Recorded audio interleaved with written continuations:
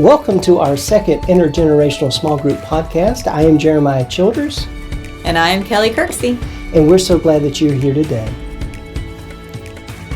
So, Jeremiah, what are we talking about this week in our small groups? Well, last week we talked about authentic faith as it relates to our life of faith with Jesus. And this week we're going to talk about authentic truth tellers. Oh, truth telling. Yeah, I had a thought this week. Ever since I was a kid, I was hearing stories about people that lie. You remember all of Aesop's fables and the folk tales? There's always somebody out there trying to trick you. Tricksters, hoodwinkers, all sorts of fellas like that. Hoodwinkers? Yeah. Like that mean wolf, that Little Red Riding Hood. You know, she's not supposed to talk to anybody, and then she does to the wolf, and then he tricks her by dressing up like her grandmother, and then tries to eat her. Yep, every fairy tale's got to have a bad guy. But they're always lying and tricking. They are. They're cunning. So what do you think that tells children? I think it tells them that the world is full of liars. Oh, that's good. So how can we know who tells the truth? That's a solid question. So today we're going to talk about what does it mean to be truth tellers? What does that look like as salt and light in the world? I know. Unfortunately, a lot of times people who are lying, they don't look like a wolf dressed up like a grandma. Kelly, what do you think the most untrustworthy professions in America were listed as by Forbes? I would think lawyers, car salesmen, I feel like are usually up there. Ooh, I don't know. What do you know the answer to this question? I do know the Jeremiah? answer to this question. Well, what is it? Why are you asking me? Tell us all. Well, members of Congress. Well, that sounds right. Car salesmen. I got that one. And clergy. No. Yes. Gosh. So the question would become, why are there so many people that are suspicious of people like Congress people, clergy, lawyers, car salesmen, mechanics, people that are in professional trades who are supposed to represent something good, but oftentimes are not trusted? Well, it's just like what we just talked about in the fairy tales where it's, they lie. Yeah. And oftentimes we teach each other that these are people that aren't to be trusted, but are somewhat necessary in our daily lives. Right. That's true. Yes. To our text out of Matthew chapter 5. All right. Matthew 5:33 through 37. Again, you have heard that it was said to those of ancient times, you shall not swear falsely, but carry out the vows that you have made to the Lord. But I say to you, do not swear at all, either by heaven, for it is the throne of God, or by the earth, for it is the footstool, or by Jerusalem, for it is the city of the great king. And do not swear by your head, for you cannot make one hair white or black. Let your word be yes, yes, or your no, no. Anything more than this comes from the evil one. Ooh. Yeah. So we all know that lying is bad. Wouldn't you agree? Yeah, I think we're taught that from when we're really little. And even in the biblical account, from the 10 Commandments, you shall not bear false witness, to Numbers chapter 30, when it talks about giving oaths, we know that if we aren't honest, and especially if we involve God in it, that there's repercussions. Right, yeah. Yet there's still so much non-truth telling in the world. Oh, yeah. Sometimes we twist our own words around to make it sound like we're telling the truth, even to ourselves. Yes. We trick ourselves into thinking what we're saying is true. Maybe well, it's not true, but it's not fully the truth either. Yes.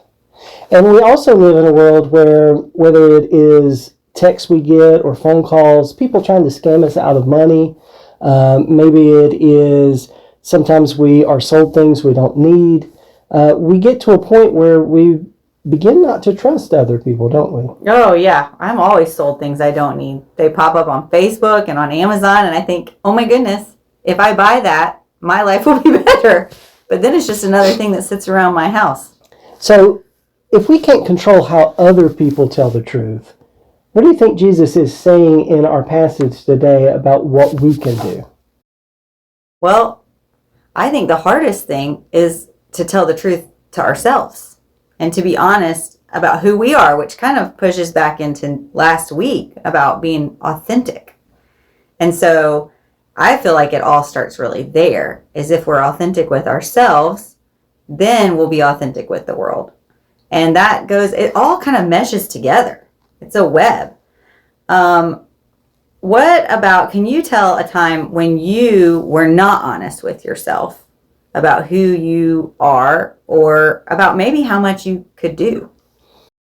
I think deep down, most of us, and I'm one of those people, it took me a long time in relationships to realize that there was always more I could do to make people happier or to get people to like me more or to love me more.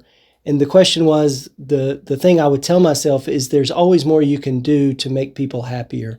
And the realization I had later was if they love me already, then what more could I do?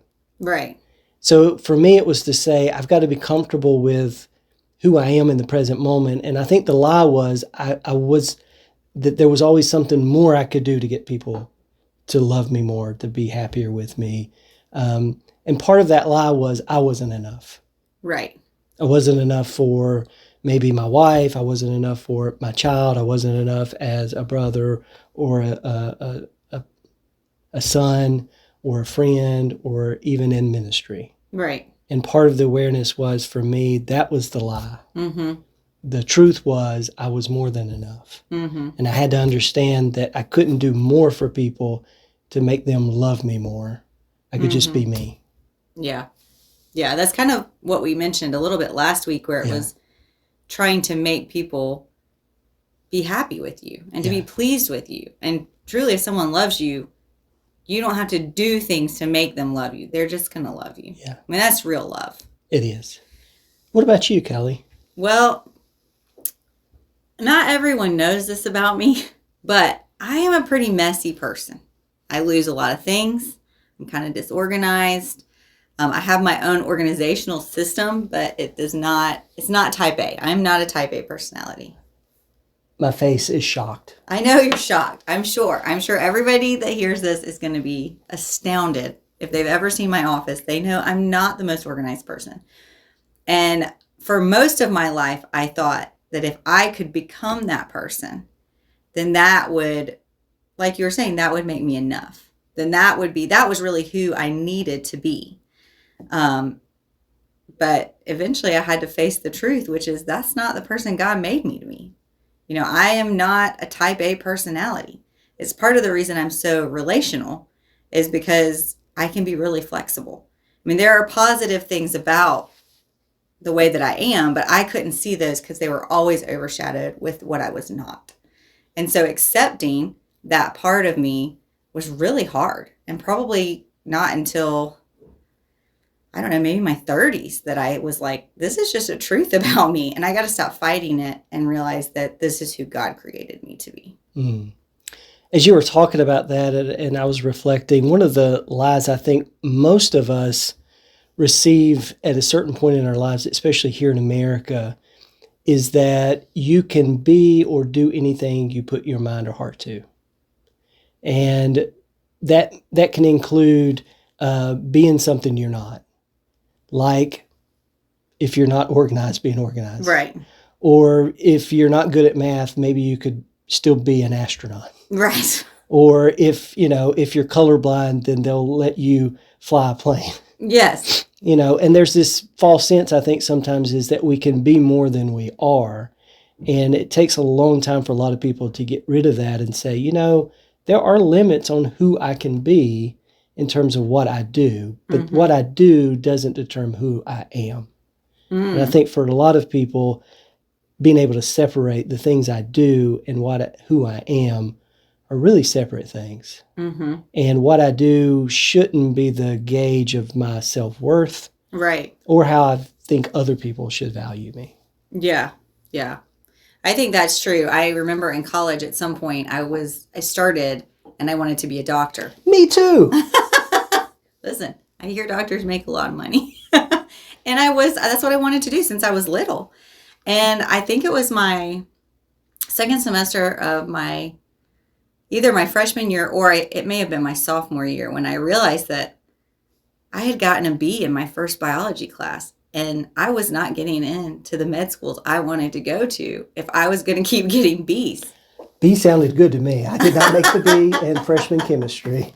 Well, I just knew. I was like, you have to have a really high GPA and your MCAT score has to be really high. So I already knew. I was like, I can't do this. And I did not understand why I could not do that because I had been told, since a young age, you can be anything you want to be. And I thought, that is a lie. I mean, it really hit me hard. I was like, that is a lie. There is a lot of things I cannot be and I should not be. Mm-hmm. But I thought that, for so long, that it was really a disappointment for me to realize that I could not be anything I wanted to be. Was there something in your life that was kind of a truth that was difficult for you to admit or to face? For me, I mean, that seems like a little one, but I thought, oh my gosh, all these people have been telling me this forever. And I can't believe that it's true.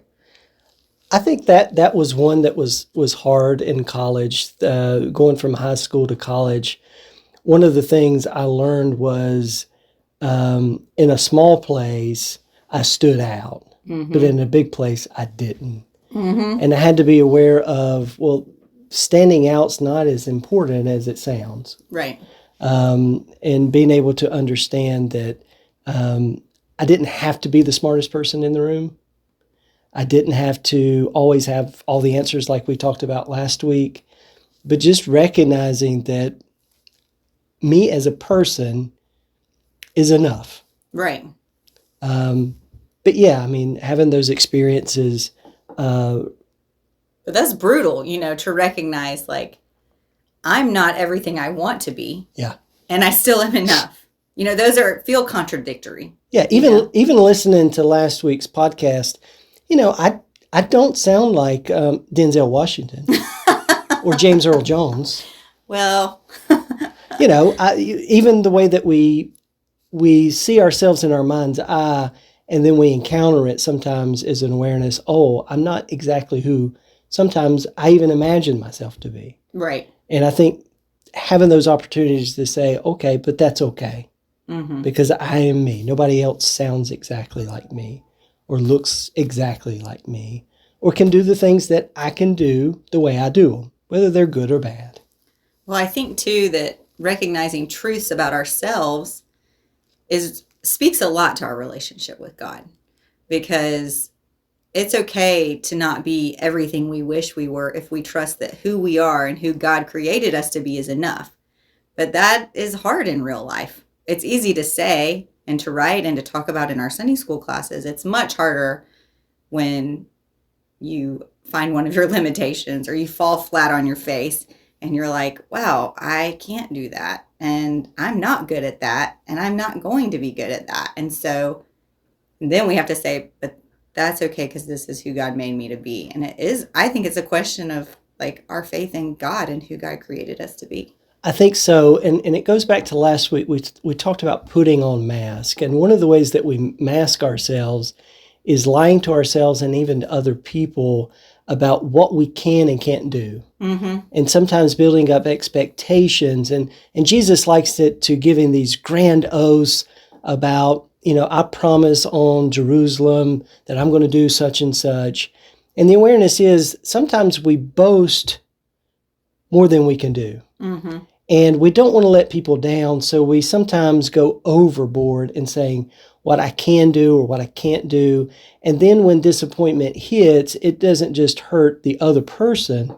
Sometimes it hurts us because our self-delusion is that we could do those things. Right. Oftentimes we see this with people that are dealing with some hard struggles. Like maybe they've got an addiction and they keep promising their family, I'll get better. I won't do that again. And again, they do it. And they come back and say in a grander way, I won't do this. It's not until they're honest with themselves and say, I have a problem. Mm-hmm. And I'm going to have to deal with this problem not just once, but every day. Right. Just like Alcoholics Anonymous, each week they come in and they say their name and they admit that they're an alcoholic. And they say how long they've been sober. With the awareness is any day it could go away. For us, sometimes we have to say, I'm vulnerable, I'm not perfect, and I am who I am, and I can only do what I can do, and not tell other people or ourselves that we can be more than we are. Right. Like if we all came into church and said, hey, I'm Kelly, I'm a people pleaser. Yes. Right? Right? If we were that honest. Yes. And able to be that honest with each other and with ourselves. Yes. So you're a people pleaser? I think that we've talked enough about that. I'm an overachiever. There you go. There I go. So, well, okay. So we make promises, and like back into the text that we read, right? So he's talking a lot about oaths and vows and things like that. And we've been talking about truth because he does say, let your no be no and your yes be yes. You know, so that's not just a cross my heart, hope to die vow, right? It's also just in our conversation. And part of it, Jesus is, I think, saying instead of saying the things you do, just be the person you say you are. Mm-hmm. And it's as simple as saying yes or no. Right. Instead of making a big show about it, just be who you say you are. And do what you say you're going to do. And if you can't do it, don't say it. That's hard. That's hard for me. I like to tell people, I always think that I can do lots of things, you know, but once your plate is full, it's full. It's full.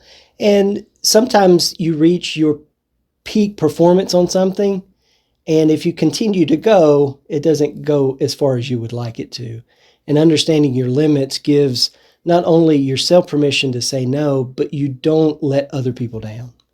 And when we let other people down, not only does it hurt us because we couldn't fulfill our promises, but it hurts them when we break those promises. Right.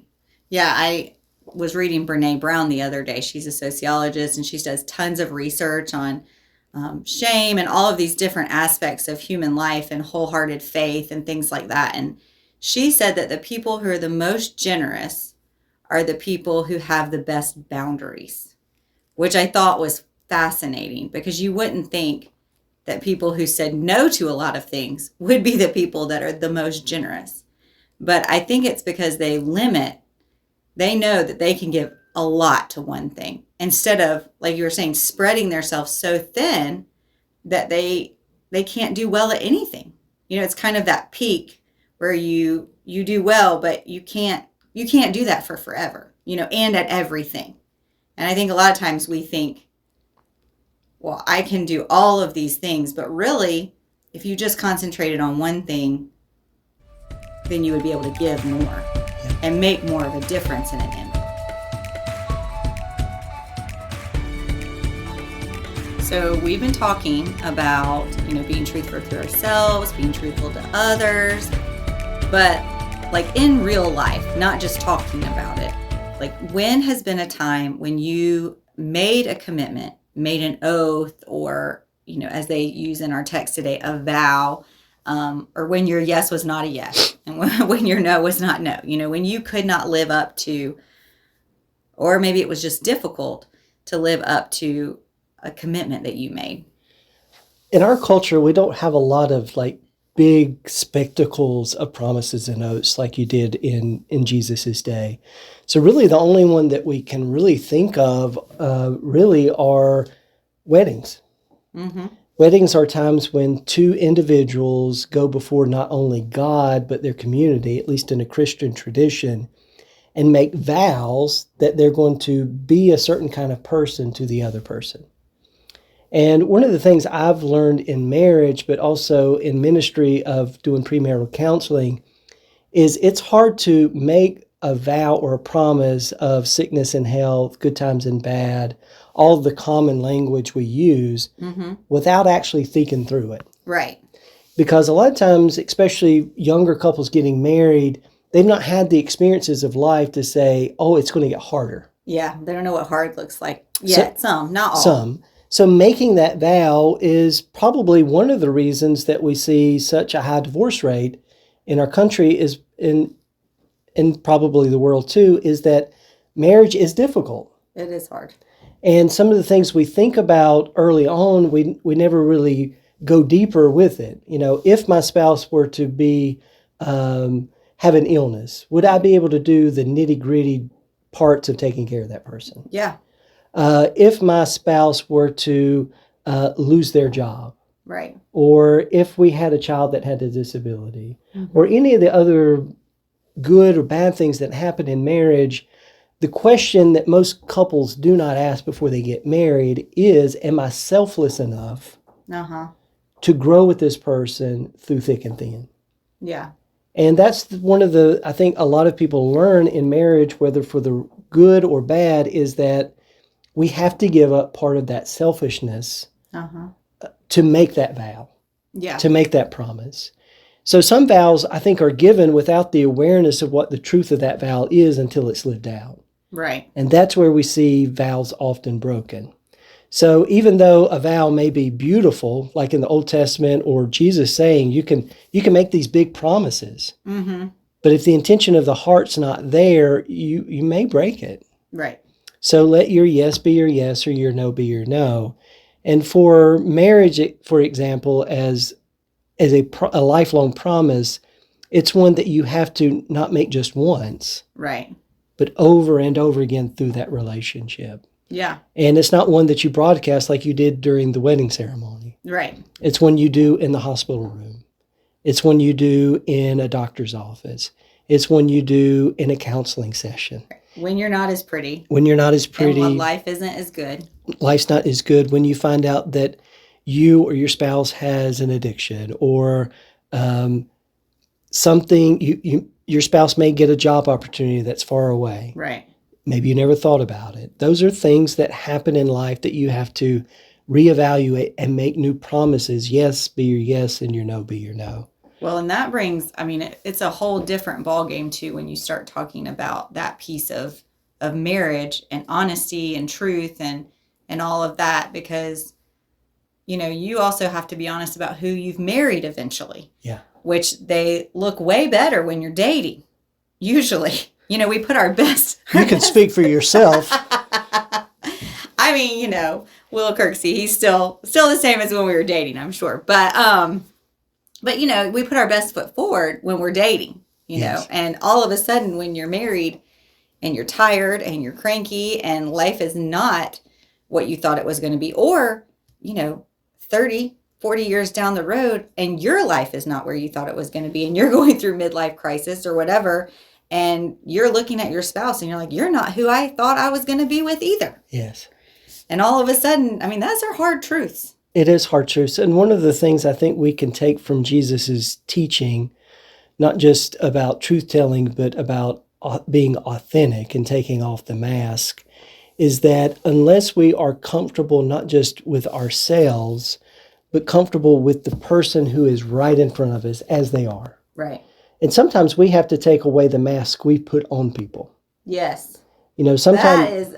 Can you just say that again? Because that's a hard truth right there. It is. Sometimes we have to take the mask off we put on people, which is usually when we idolize somebody to the point that they're not who they really are. So a lot of times I've noticed when couples get married, they have an idea of who the person is, but that person's not the same when they don't put down the commode lid, or they've not put the top onto the toothpaste, or any number of things they that leave their clothes all over. They leave their clothes. They don't want to do any of the chores, or they don't want to love you in the way you need to be loved. And the reality is, you married the person they really are, not in the mask. Yeah. And you've got to love the person for who they are. Right. And part of making those promises is also to promise, I'm going to love you for who you are now, but also who you're going to grow to be. Yeah. Because somebody that gets married young or even older, within 5 or 10 years, that's a different person. Mm-hmm. I'm not the same person I was when we got married. No. Amber's not the same person she was when we got married. We have grown up in many ways together. Right. And I think we love each other more because we love the people that we are becoming. Yes. Not the people that we thought we were. Right. And sometimes that is hard for people. But that's part of being real with who you are moment by moment in life. Mm-hmm. And an awareness is I'm not going to be the same person today as I am in 5 years. Hopefully I'm a better person. But even if I'm not, I hope the other person will take me for who I am, not who they want me to be. I think, we were talking about marriage, but I talk about this some with our kids in the church, when they ask about baptism, when they ask about, and they're 6, 7 years old, they cannot comprehend what this vow is going to mean. And when I talk to them about it, a lot of it is more just that it will change. Your relationship with God will change. I mean, just like when you get married in your 20s. I mean, my gosh, in your 20s, you are vastly different than you are in your 40s and your 60s. You move in and out of, you may still be, you're not going to fully change a lot of times, but that season of life is a season that is full of change. That first 10 years, I can remember looking back at our marriage when we had been married 10 years and we started to do a Christmas card. And I thought, oh my goodness, we have had 4 kids. We've moved. I've gone to school and changed jobs. And, this has been I don't even know how we survived these 10 years. Everything's been so up and down all the time. And faith is like that too. We get older and we change and our view of God changes. What do you do when God doesn't react the way you think God is going to react? Can you take the truth of who God is and accept that also? I think it's, it's a huge vow.